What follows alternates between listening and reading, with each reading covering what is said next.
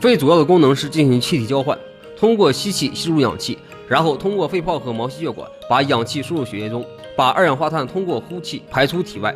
人体在运动中，身体需要大量的氧气参与功能，通过加快呼吸频率和提高心率来实现快速的气体交换。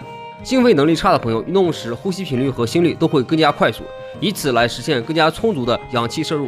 随着天气变冷，这些人可能出现胸闷、气短、咳嗽等症状，因此在日常生活和运动锻炼中，增强心肺功能非常有必要。下面简单测试一下，看自己的呼吸模式是否错误。身体仰卧，两腿屈膝屈髋，双脚打开与肩同宽，手臂放在身体两侧，然后做深呼吸，鼻吸口呼，观察是否有明显的胸廓上提、头部后仰或者是下颚上抬。如果有这样的问题，说明呼吸模式错误。出现以上这几个动作与呼吸功能减弱、膈肌力量不足有关，直接影响呼吸系统功能，导致呼吸系统抵抗力下降。咱们看一下这篇研究。研究表明，降低胸椎高度和宽度会导致限制性肺功能障碍。胸廓的扭曲和不对称与异常的呼吸模式和运动能力的降低有关。意思就是说，增加胸廓可以改善肺功能。下面给大家推荐2个动作，通过舒展胸腔让肺的体积变大，来改善心肺功能。动作1：手臂上抬呼吸练习。采用站姿，两腿间距与肩同宽，然后用鼻子吸气，2个手臂水平外展，从身体两侧举过头顶，在头顶双手交握，同时向上提起胸廓和肩胛骨，然后用嘴呼气，缓慢将手臂放下，回到开始位置。一组20次，做3组。注意手臂上抬过程不能耸肩，应该是随着手臂上抬的过程自然的抬起肩胛骨。动作2：手臂后伸呼吸练习。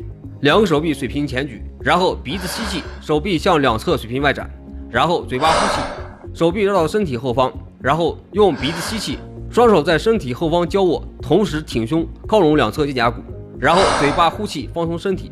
一组15次，做3组。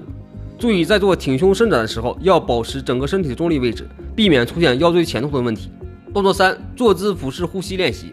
开始练习之前，先看一下这篇论文。研究表明，8周头低位强腹式呼吸对大学生心功能提升效果较好，特别是对女大学生心功能提升效果非常明显。